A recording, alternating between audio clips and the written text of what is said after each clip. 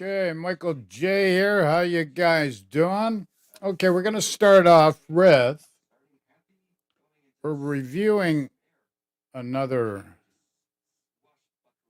videographer slash lawyer. Okay. Now,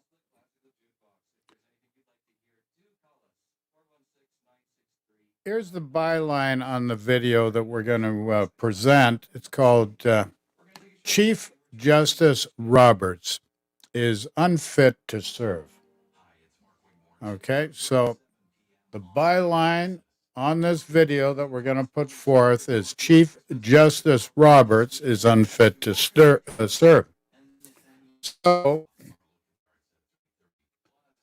what we've got here now is Mr. Rakita Law himself, Mr. Nick Rakita. So let's go to the live screen now, and let's see what he has to say. Okay. It might be time for John Roberts to leave the Supreme Court. John, you've had a run. You've led the court.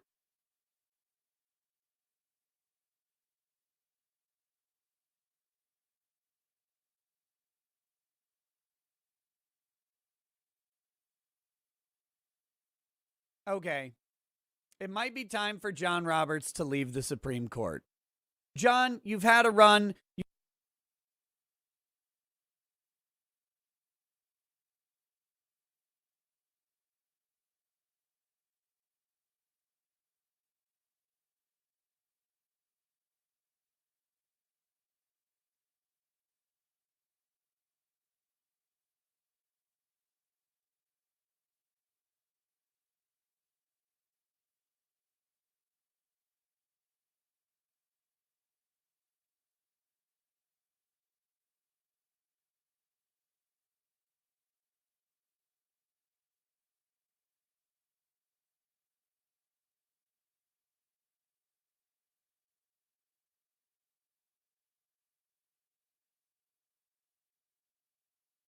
You've led the court through some very interesting times. You've made some questionable decisions, but on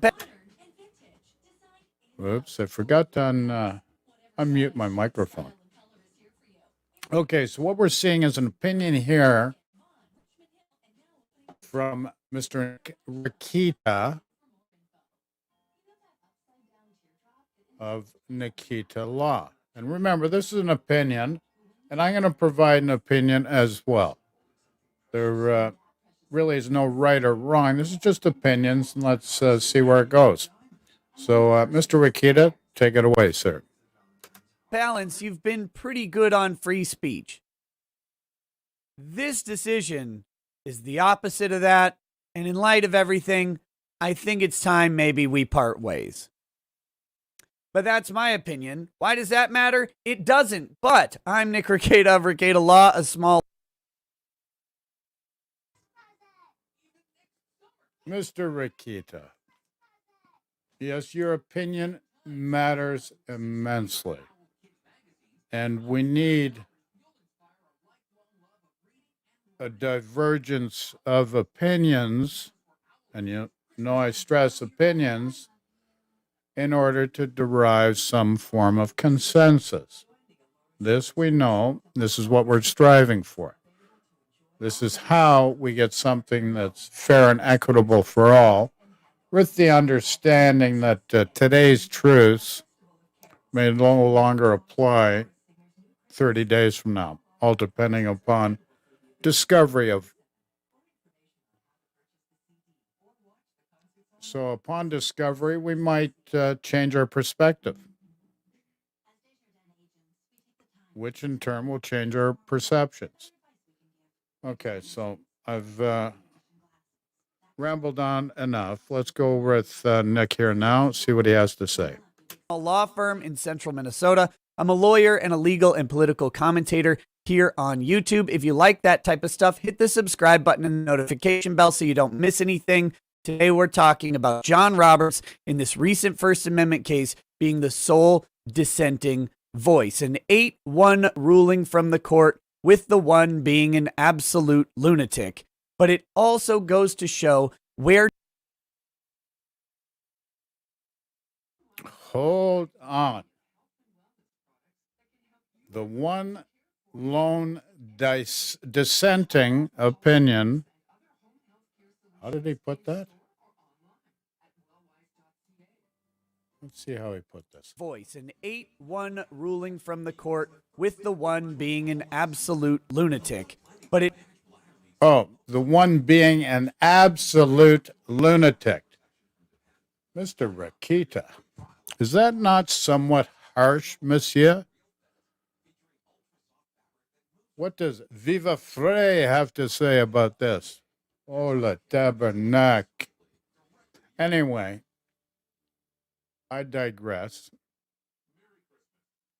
I think I'm slightly overemphasizing an overemphasis on the part of the presenter of this video.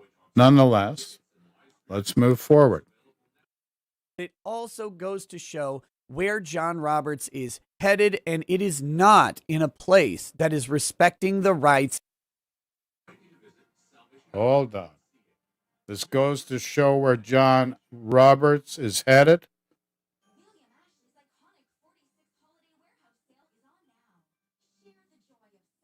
What crystal ball are you using there, Nick? You have no idea where it's going. You have an intuitive sense, and how accurate has it been up to this point in time? And really, being a lawyer, most things are fact-based, right? Right? So that's just another personal opinion presented by the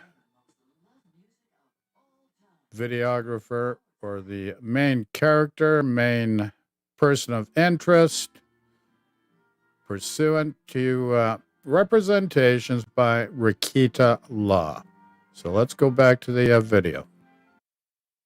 Of the individual, and that is the only type of justice that I want on the Supreme Court. One who recognizes that our rights, your rights, my rights, the rights of the people around us individually form the foundation of the United States. And Not sure where he's going with it. Forms the foundation of the United States. It doesn't matter where in the world you are. Free will and the right to express yourself is our inalienable right as human beings on this earth. It's got nothing to do with being exclusive to the United States of America. I want to make that clear. This is our exclusive divine right, no matter where in the world or the universe we are. recognizing and respecting those rights has been critical to keeping the nation running for 250 years. That's the point of the Constitution. And if we don't have a Chief Justice who understands and recognizes that, Constitution is open to interpretation by anybody at any time, past, present, or future. maybe it's time to get a new Chief Justice. Not that I want Biden picking him, but I think it's going to take a little while to convince. Hold on. What's Biden? Biden picks it.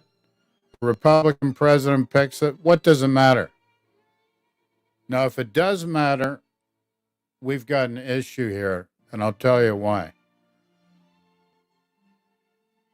Because politicking and self-interest with politicking, with respect to the justice system, I have an issue with that. And that's influence. Politics should be one thing. Justice should be totally independent. And let me explain a little bit further. No political party should be picking justices. No executive branch of the United States should be picking justices. You've crossed the line of influence when that happens. So to say this is a democracy, when you do not have separation of powers between the executive branch and Congress, because they go over all these nominations, which they should, but in a different type of way, whereas it has nothing to do with any political party whatsoever. So I've got an issue with that, the way you're set up right away. Too much bias is possible from self-interest, depending on what side of the political spectrum you are. And this is an issue. And you had 250 years to get this right, and you still haven't got it right. Let's move on. Roberts to get gone. Anyway, so let's take a look at this. This article is from CNN Politics. It'll be linked down in the description below. We're going to hit some of the hot spots. Also, I've got the opinion written by Clarence Thomas and, of course, Roberts' dissent. We're going to take a look at the first bit of that opinion just to get kind of a feel for what this case is about, because it's actually infuriating that this is a thing. And then that'll be linked down in the description below as well if you want to check them out, okay? So, Supreme Court over John Roberts' sole dissent rules in favor of student in First Amendment case. That's right. The Supreme Court, in an 8-1 decision, came down on the side of free speech. 8 justices, liberal, conservative alike, all shared one common understanding. This is a free speech issue in the first. Okay, so what's the issue? 8-1. So it's quite a convincing position, 8-1. So why do you have issue with one dissenting opinion? Why do you have issue with that? Why do you put that energy out there? Because putting that energy out there creates other issues. Is that the purpose of this? You just don't like the fact that it's not unanimous, and your ego has been battered, it feels hurt, and it needs to react and put energy out there to create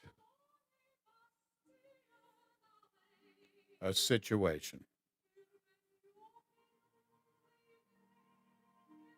I don't see it any other way. If you do, just post in the comments or chat, depending if it's live chat, if it's after the fact comments. First Amendment's pretty flipping clear, and this is a pretty obvious violation of the First Amendment. Only John Roberts doesn't think the court needs to address this, and it shows again, in light of several decisions lately, why I think his leadership needs to come to an end. So he's making a case for why he thinks leadership at the Supreme Court should be changed.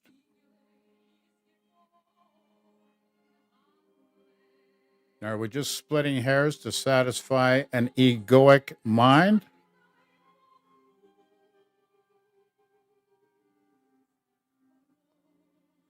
Let us go further into discovery here.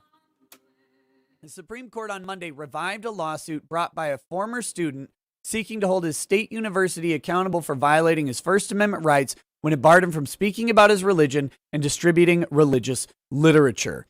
Okay, so let's take a look at this opinion real quick. We're just going to read the first bit of this intro from Clarence, from the court. The petitioners are former students of Georgia Gwinnett College who wish to exercise their religion by sharing their faith on campus while enrolled there. In 2016, this guy whose name I can't pronounce talked with interested students and handed out religious literature on campus grounds. He stopped after a campus police officer informed him that campus policy prohibited distributing written religious materials outside areas designated for that purpose. I mean, to me, we're already in a place where speech is being far, far too restricted. I'm going to backtrack here just a titch. Now, he brings up Clarence Thomas.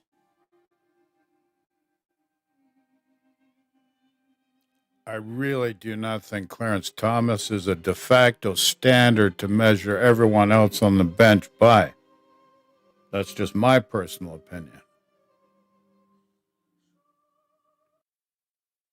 Look, I can get it if you don't want people distributing religious materials during class in a classroom.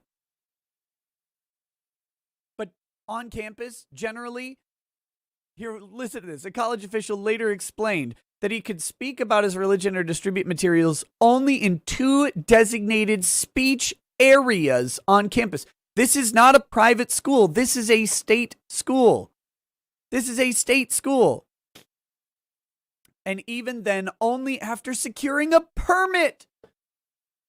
What? You need a permit at a state-run school to speak about religion, and you can do that only in 2 specific free speech zones. But wait, there's more. Campus policy at the time prohibited using the free speech zone to say anything that disturbs the peace or comfort of persons. It's not a free speech zone if it doesn't rankle people a little bit. It's not hard to permit speech that's happy. Of course, their faith, which is not really being stated here, it is stated elsewhere. These are evangelical Christians. This isn't some crazy out there fringe group of people. It's not like Westboro Baptists screaming about who God hates and all that stuff. It's evangelical Christians handing out literature, talking about their religion. And they're relegated to free speech zones. And then in those zones, they're not allowed to say anything that might make someone uncomfortable. Are we kidding yet? This is where speech is in America right now. This is where it is, and this is where Yeah, there's no doubt about it. Free speech is very, very important. Just because somebody's opinion does not resonate with you does not give you the right to shut them down. Now, it will depend circumstantially upon the meat of what's being presented, but that's where I say but, it's all within reason. And differing viewpoints are very, very important. Otherwise, everything's going to be plain vanilla. Who wants plain vanilla? And plain vanilla is not most optimal to begin with. Let's see what Nick has to further say. people, they think that that's freedom. It blows my mind every time. I'm sorry, I'm ranting about this a little too much. So Justice Clarence Thomas, writing for an 8-1 majority, allowed the lawsuit to continue. Okay. Sorry, I had to stop because I want to comment while this is up on stream. Now, Justice Clarence Thomas, I'm not a fan of him. So he's writing the court's viewpoint here for the public. And Clarence Thomas allowed this lawsuit to go through or to be heard by court. He acquiesced on behalf of the court to allow it to go through. And Thomas wrote that it was undisputed that the individual's rights were violated and that he could proceed with the case even though he was only seeking nominal damages. Now, there was 8 for and 1 against. And the dissenting opinion was from Chief Justice John Roberts. In an unusual lone dissent, said he thought the dispute was now moot. Roberts stressed that the student had graduated and the challenged restrictions no longer exist.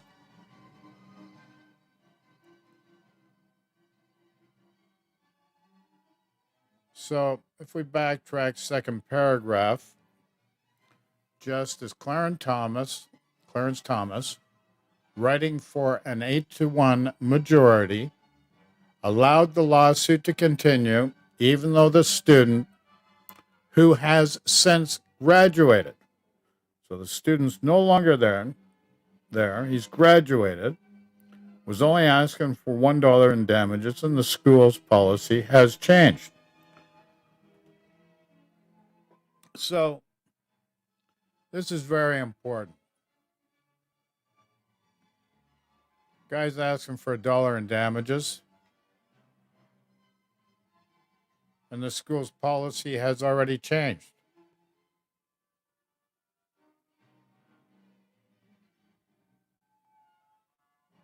So what's the point in all these resources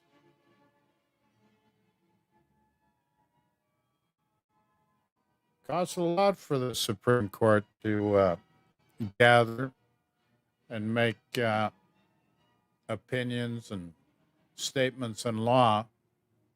So the fact of the matter, the party that filed the lawsuit had since graduated, and the school's policy has changed, whereas this issue should not arise again in the future. So what's the point in going forward with it?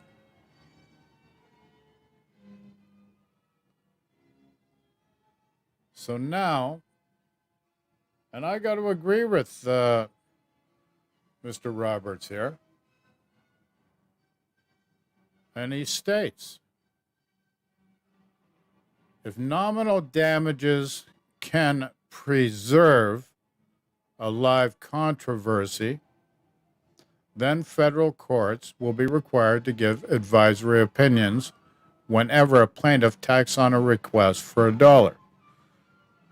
So he's using reason to equate all the factors from financial and punitive point of view.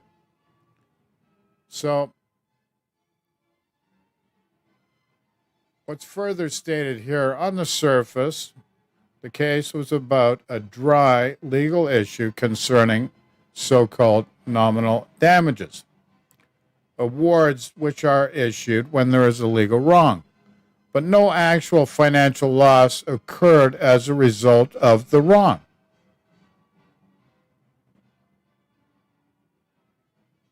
But, and this but states, lurking beyond that issue was a fight brought by strange bedfellows. I'm not sure exactly who these strange bedfellows are, seeking to broaden the path forward to sue the government for First Amendment violations. So let's go back. Chief Justice John Roberts, in an unusual lone dissent, said he thought the dispute was now moot, no longer a point. So let's move on. Roberts stressed that the student had graduated and the challenged restrictions no longer exist. The school policy has changed. So he's right. Those challenges no longer exist. Now, I don't think that the top court in the land of the USA should be hearing it. Now, it'll be different if we see a pattern of this going back and forth. The school policy changes another way, back to the way it was, and then forward another way. Then I can see this going further after we've seen a pattern. But as far as we can tell here, there's no pattern that's been predetermined. So therefore, I agree. The restrictions that made this challenge a viable challenge just no longer exist. So it is a moot point. I just want to be clear about that. So let's move forward.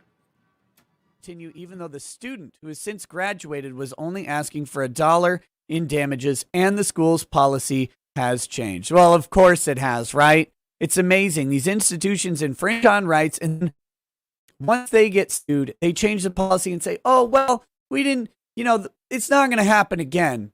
Of course, what's going to happen is a little bit of time will pass. They'll re-implement the policy and it'll be back.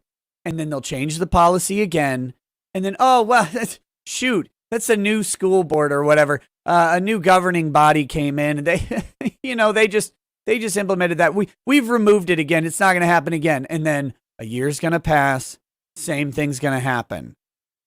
They'll wait for the student to cycle out and they'll infringe the next person's right. This is a story of government over and over and over. We've seen it on the First and Second Amendment quite a bit recently. Saw it in that New York Second Amendment case where New York, once it got to... Hold on. Over and over again? This is a state college. Yeah, a state university. A state university. Not a federal university. We're talking a state university. And furthermore, Mr. Rakita,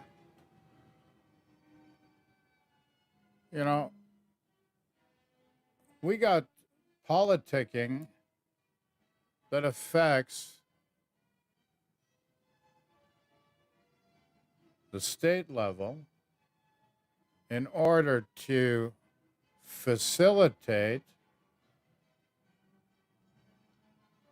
a political party leaning on the federal level. So your system and the framework is rife for allowing positions of self-interest to manipulate in such a manner that the minority voice is louder than the majority voice. So in a democracy, the majority prevails, and that's the sanctity of being a democracy, freedom.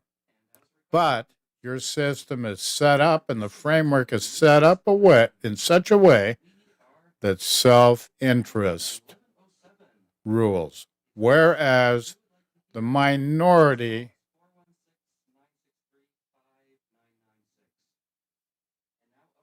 can control the majority. So your democracy's got to be addressed. This is going to come out further in different conversations, different opinions in different areas as we move forward. I want to further stress, Nick, that I'm not a lawyer. And if anybody needs advice or misconstrues this as advice, do not. If you need advice, legal advice, seek out a lawyer. I'm not a lawyer. This is an opinion. It's an opinion piece. And we need this dialogue in order to provide for consensus that the majority agree to. The Supreme Court suddenly had a change of heart about the policy they said they were definitely going to enforce, and they're like, whoa, we're not going to do it anymore. And of course, the Supreme Court, including John Roberts, decided not to hear the case. This is the problem with Roberts. Moving on, Thomas wrote that it was undisputed that the rights were violated and that he could proceed with the case even though he's only seeking nominal damages. Chief Justice John Roberts, in an unusual lone dissent, said he thought the dispute was now moot. Roberts stressed the student had graduated and the challenge restrictions no longer exist. Quote, if nominal damages can preserve a live controversy, then federal courts will be required to give advisory opinions whenever a plaintiff tacks on a request for $1. So the idea about nominal damages is that this guy didn't suffer any economic harm. He didn't lose any money. He didn't lose any property. What he lost was far more important in some ways. It was his right to speak about his religion, something guaranteed. Hold on. Hold on. Once the egregious act of First Amendment rights was addressed, it was corrected. So to think that, woe be me. This is the egoic part of the mind. The lawyers speak, etc., etc. Let's get back down to some basics here. Let's get more grounded, Nick. Let's not get carried away with the egoic mind and keep pounding a position that just puts energy in the wrong place. Every situation is different. And you ask 10 people that witness a car accident, they see the same thing, but you get 10 different versions. Okay? So to say this gentleman suffered or was hurt is a misnomer and should not be emphasized any further. And that's just my opinion. Like, this was short term, this was corrected, and to think that he suffered because of it,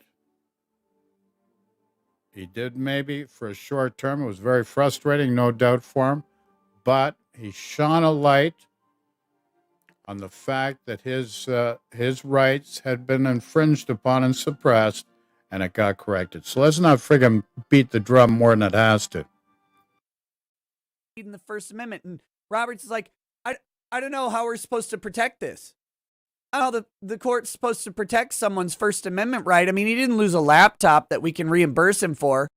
He just lost his right to speak about his religion. Where's that even protected, bro? This man is an embarrassment to being a Chief Justice. So some of the other issues that are here are expressed by some of these analysts, and let's take a look at them. I think the most important thing about today's ruling is what it did not hold. For decades, civil litigants and especially civil rights plaintiffs have relied on the notion that alleging minimal damages is a sufficient way to get into court for claims of legal violations that may not have caused quantifiable economic injuries. I mean, this has been in place forever. And Roberts is like, nah, we don't want to do this. We want to get rid of civil rights claims that don't amount to actual economic injury. Do you understand like how ridiculous that is? Like, let's say you're a black person and you want to go in and buy a sandwich. Well, you're not suffering economic injury if you don't get to go in the store to buy a sandwich because you're black. But your civil rights have been violated. Let's say you're a Christian who wants to stand on a street corner.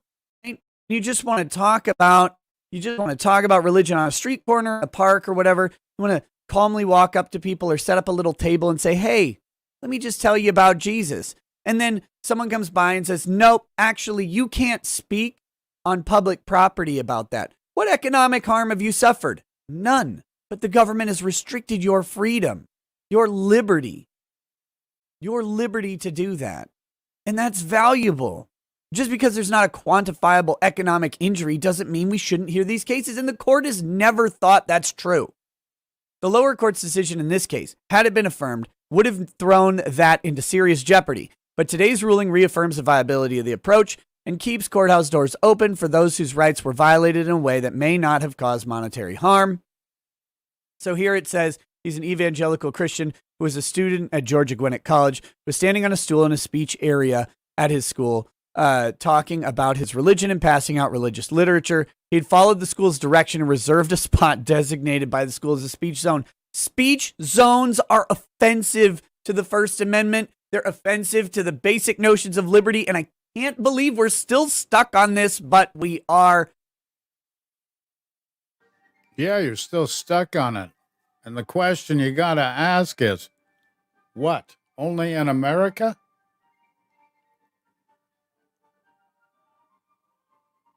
The land of the true and free. And you still got issues with freedoms of rights. Suppression by the left, suppression by the right, you claim. You claim by the left. You claim by the right. Suppression, oppression. We get really caught up in this sense of duality, don't we? Now, Here's the question. I cut this off now. I'm not going to go any further into this. This is a very simple case to begin with.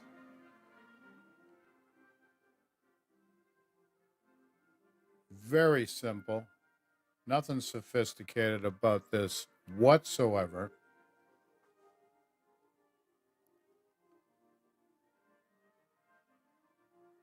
So the question here is now,